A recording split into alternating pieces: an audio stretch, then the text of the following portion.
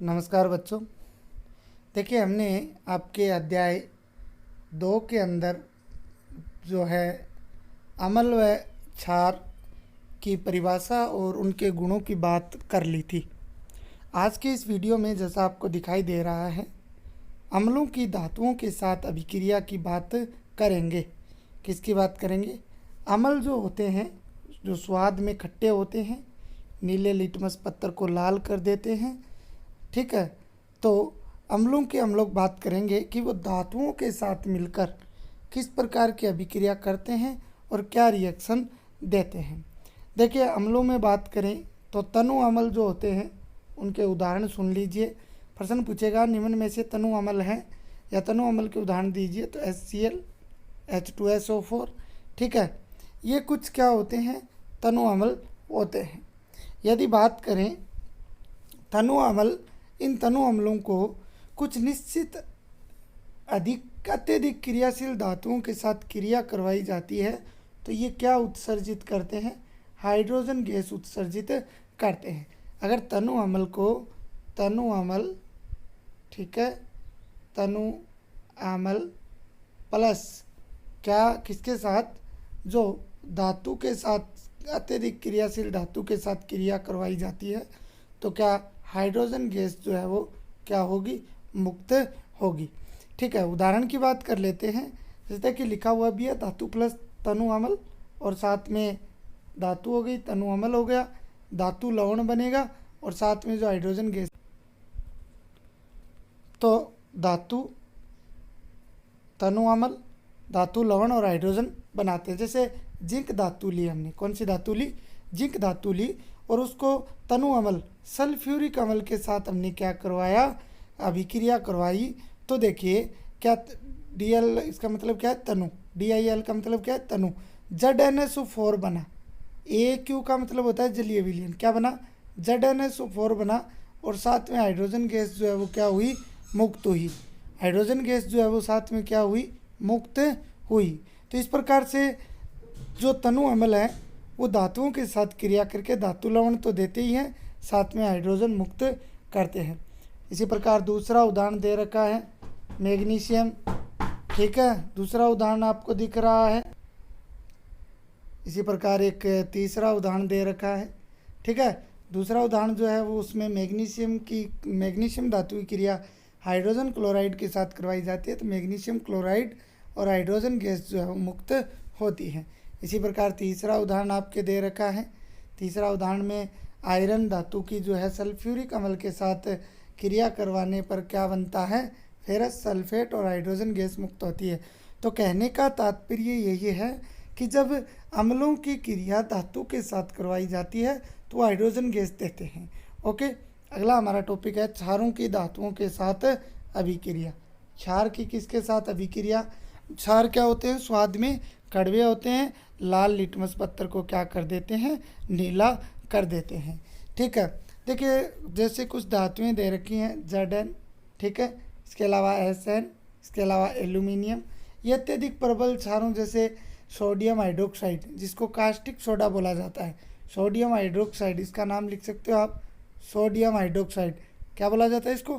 Caustic soda बोला जाता है। इसी प्रकार पोटेशियम हाइड्रोक्साइड, इसको कास्टिक सोडा बोला जाता है। इत्यादि से क्रिया करके हाइड्रोजन गैस जो है वो उत्सर्जित करते हैं।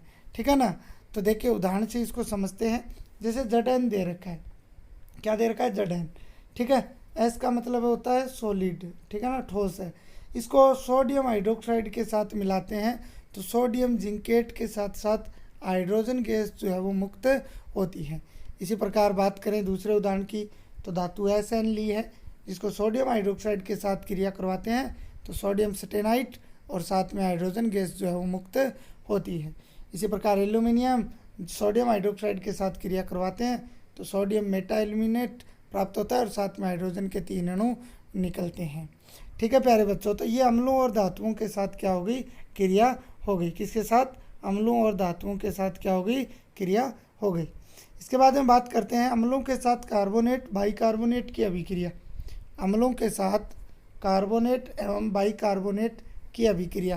देखिए कार्बोनेट तथा बाइकार्बोनेट दोनों ही अम्लों के साथ क्रिया करके CO2 गैस व लवण बनाते हैं। ये लाइन आपको ध्यान में रखनी। क्या बनाते हैं? CO2 एवं लवण जो है वो बनाते हैं। जैसे उदाहरण लेते हैं, जैसे एक कार्बोनेट लेते हैं, कैल्शियम कार्बोनेट। कौन सा कार्बोनेट लेते हैं? कैल्शियम कार्बोनेट जो है वो लेते हैं, जिसका सूत्र CaCO3 जो ठोस होता है। इसको हाइड्रोजन क्लोराइड के साथ, हाइड्रोजन क्लोराइड क्या है? अम्ल है। इसके साथ इसको तनु अम्ल है, इसके साथ इसको लेते हैं तो क्या बनता है? कैल्शियम क्लोराइड बनता है। साथ में हाइड्रोजन, साथ में जल, और साथ में क्या निकलते हैं? कार्बन डाइऑक्साइड निकलती है। दूसरा उदाहरण दे रखा है इसी प्रकार से, सोडियम हाइड्रोजन कार्बोनेट, तो ये H2SO4 के साथ क्रिया करके सोडियम सल्फेट प्लस जल प्लस कार्बन डाइऑक्साइड बनाता है। सोडियम हाइड्रोजन कार्बोनेट को बात करें तो सोडियम बाइकार्बोनेट भी बोला जाता है। ये आप लोग नोट लगा के जो है वो लिख सकते हो, ठीक है। इसके बाद में एक अभिक्रिया आती है उदासीनीकरण अभिक्रिया। कौन सी अभिक्रिया? उदासीनीकरण अभिक्रिया।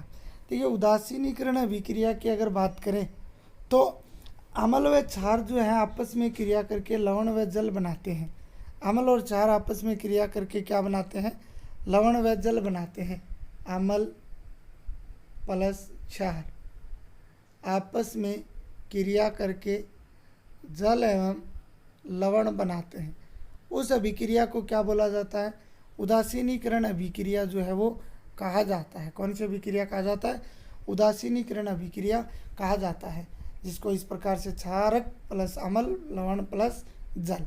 जैसे हमने क्षार लिया सोडियम हाइड्रोक्साइड, इसको हाइड्रोजन क्लोराइड के साथ क्रिया करवाई तो NaCl बनता है, ठीक है। Na जो है वो Cl के साथ और H2O जल बन जाएगा। क्या बन जाएगा?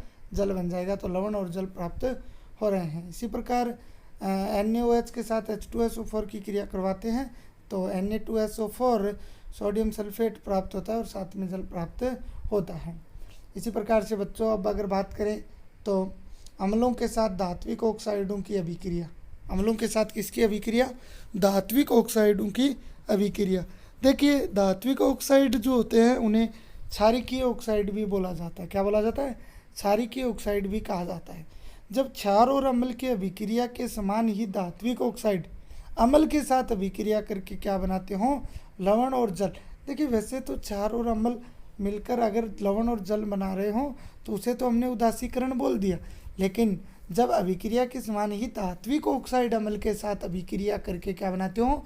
लवण और जल बनाते हो। देखिए, उदाहरण से समझ में आएगा बिल्कुल।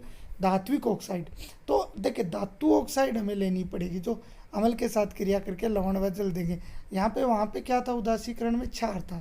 जैसे Na2O लिया तो ये धात्विक ऑक्साइड होगा, सोडियम धातु हो गई और ऑक्साइड सोडियम ऑक्साइड हो गया।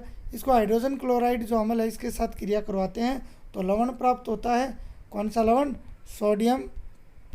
सोडियम क्लोराइड लवण जो प्राप्त हो गया, साथ में जल प्राप्त हो गया। इसी प्रकार कैल्शियम ऑक्साइड और हाइड्रोजन क्लोराइड ये प्राप्त होंगे। बात करें क्षारक के साथ अधात्विक ऑक्साइड की अभिक्रिया, तो देखिए जब क्षारक की अधात्विक ऑक्साइड के साथ अभिक्रिया करवाते हैं प्यारे बच्चों तो लवण और जल ही बनते हैं। क्या बनते हैं? लवण और जल। जैसे सोडियम हाइड्रोक्साइड है, इसको कार्बन डाइऑक्साइड। देखिए, कार्बन डाइऑक्साइड धातु नहीं है, ये एक जो अधात्विक ऑक्साइड है या अधात्विक ऑक्साइड होता है जो मिलकर सोडियम कार्बोनेट और H2O बनाते हैं। और दूसरा उदाहरण इस प्रकार से आप लोग पोटेशियम हाइड्रोक्साइड की क्रिया सल्फर ट्राईऑक्साइड के साथ करवाने पर पोटेशियम सल्फेट और जल का निर्माण हो जाता है।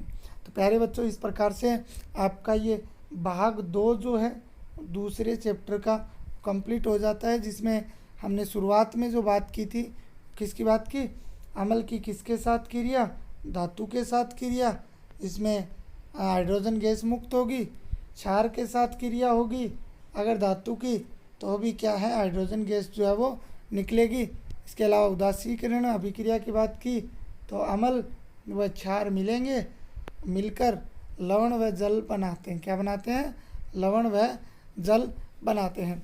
इसी प्रकार अगर बात करें तो इसके बाद में हमने धातु ऑक्साइड के साथ बात की तो जल व लवण बनाते हैं, और क्षारक की धात्विक ऑक्साइड से बात की तो लवण और जल बनाते हैं।